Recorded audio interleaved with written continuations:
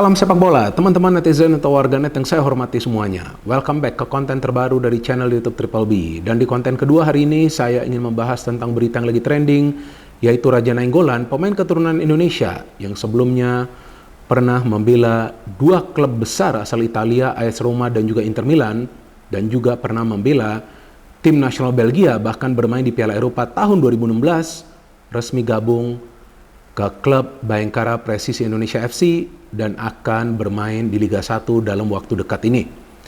Tentu berita ini mengejutkan kita semua ya teman-teman, walaupun kita tahu bahwa sebelumnya Raja Nainggolan datang ke Indonesia untuk memeriahkan Piala Dunia U17 yang diselenggarakan di Indonesia.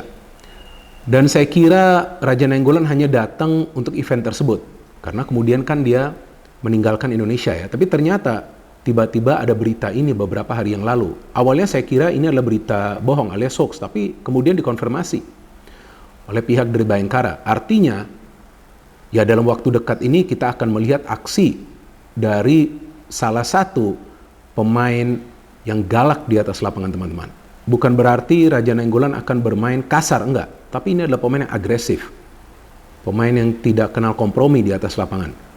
Pemain yang memang tugasnya adalah untuk memutuskan aliran serangan dari para pemain tim lawan. Dan selain itu juga dia punya visi permainan untuk membagi bola ke depan. Ya, permainannya mirip dengan Gennaro Gattuso ya, pemain asal Italia yang kita tahu lama membela AC Milan dan juga membela tim nasional Italia.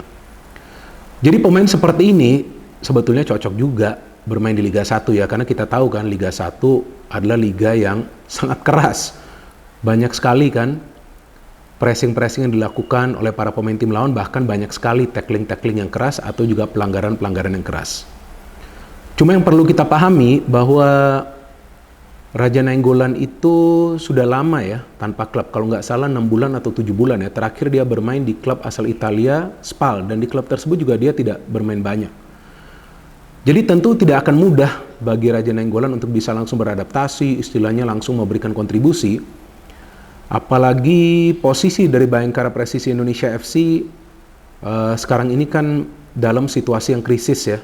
Kritis, maksud saya kritis ya, karena kan mereka saat ini berada di posisi juru kunci ya di klasemen sementara, tepatnya di peringkat nomor 18, bahkan baru satu kali mereka menangan kalau nggak salah lawan Persita, dan kemasukan banyak sekali gol loh. Dari 20 pertandingan yang telah mereka mainkan, kemasukan total 36 gol. Tapi kan klub ini bukan saja mengontrak Raja Nainggolan, mereka mengontrak sebelumnya juga sekitar 10 atau 11 pemain baru.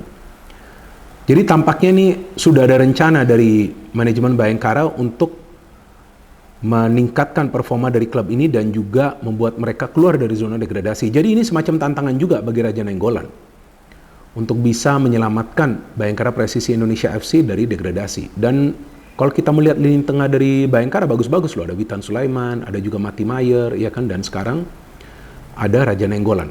Usianya memang sudah tidak muda lagi, tapi kalau menurut saya gak ada masalah juga bagi Raja Nainggolan untuk bermain di Liga 1. Ya tentu dia masih punya kemampuan lah secara teknik permainan, nah itu yang penting kan. Tapi salah satu kesulitan nanti bagi Raja Nainggolan bukan dari segi agresivitas, tapi dari segi kecepatan. Karena di Liga 1 ini teman-teman kalau kita perhatikan, ya lebih banyak para pemain kan berlari ya.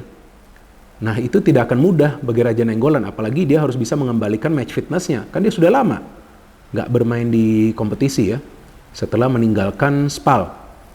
Nah jadi ini semacam tantangan sih bagi Raja Nainggolan. Tapi kan ya kabar baiknya bagi kita semua bahwa tentu akan meningkatkan lah ya pamor dari Liga 1. Saya mengatakan pamor, bukan kualitas permainan. Kalau kualitas permainan ya tentu Liga 1 membutuhkan 5-7 pemain seperti Raja Nainggolan yang sebelumnya bermain di klub-klub besar di Eropa.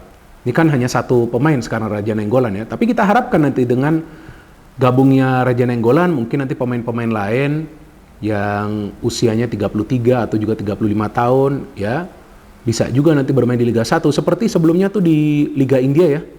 Kan banyak pemain-pemain yang senior ya gabung ke sana ya, seperti Del Piero, Robert Pires, ada juga banyak pemain lainnya.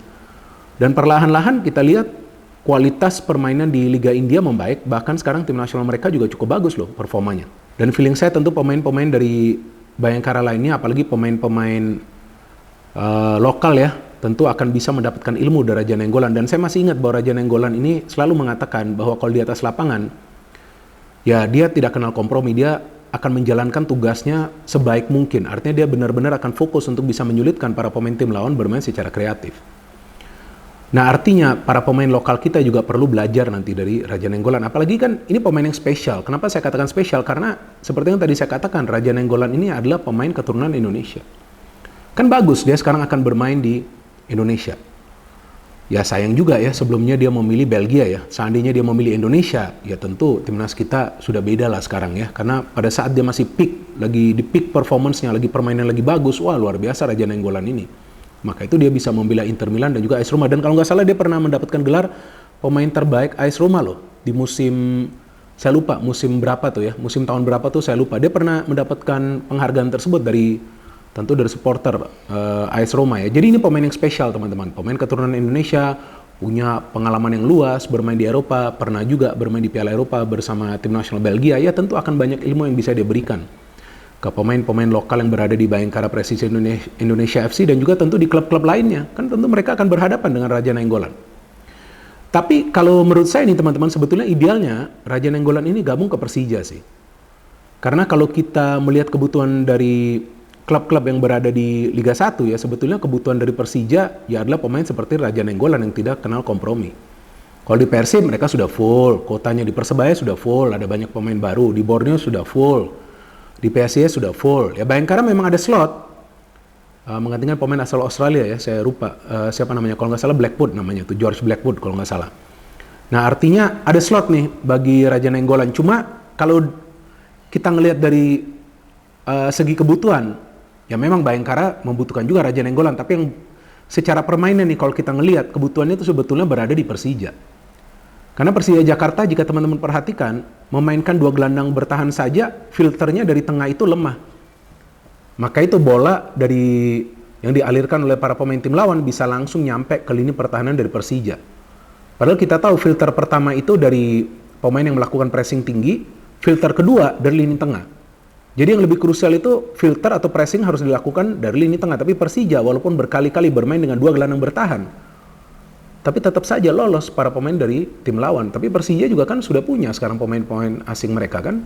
Artinya ini adalah kesempatan yang luar biasa bagi Bayangkara Presisi Indonesia FC untuk bisa mendapatkan Raja Nainggolan. Ini bukan pemain kaleng-kalengan. Ya mungkin teman-teman akan menilai bahwa sudah habis nih masanya. Enggak juga. Ya nanti kita tunggu apakah dia bisa cepat beradaptasi atau enggak. Sebelumnya kan ada Essien ya yang pernah gabung ke Persib. Sebetulnya Essien juga nggak buruk permainannya, tapi ketika itu saya ingat nggak diperpanjang ya kontraknya, dan dia tersingkir kalau nggak salah karena Bowman ketika itu membela Persib Bandung ya.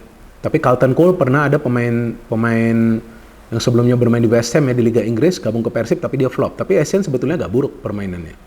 Dan ada juga Marco Motta yang tidak sesuai ekspektasi ya, pernah membela Persija Jakarta. Jadi ya Raja Nainggolan ini membutuhkan waktu juga untuk adaptasi, tapi kalau saya ngelihat ya ini adalah pemain yang spesial.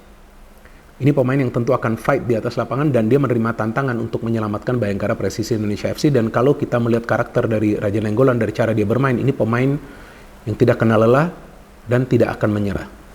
Jadi yang saya harapkan dengan gabungnya Raja Nainggolan ke Bayangkara Presisi Indonesia FC nanti musim depan akan ada pemain-pemain lain yang usianya ya tidak jauh berbeda lah ya dari Raja Nainggolan, mungkin 33 atau 35 tahun yang memang ingin mencoba tantangan baru, bermain di Asia, bermain di Liga 1, akan gabung juga dengan klub-klub di Liga 1 ya, tapi kalau bisa lebih banyak pemain lagi yang gabung untuk meningkatkan kualitas permainan. Jadi kualitas permainan itu bisa meningkat ketika ada banyak pemain yang sebelumnya bermain di klub-klub besar di Eropa mulai bermain di Liga 1.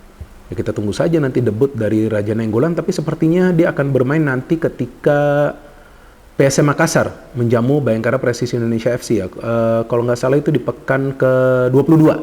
Karena rencananya dia akan berangkat dari Brussels ke Indonesia pada tanggal 3 Desember. Jadi nggak keburu nanti untuk pertandingan selanjutnya di pekan ke-21. Nah, jika teman-teman mendengarkan analisa ini dengan baik, ya tentu kalian juga bisa mendengarkan suara saya lebih jernih lagi ya. Karena saya mendapatkan mic baru nih. Ini mereknya Boya nih teman-teman. Ini jernih sekali nih suaranya. Jadi dengan mic ini ya saya harapkan teman-teman bisa lebih clear lagi mendengarkan penjelasan saya.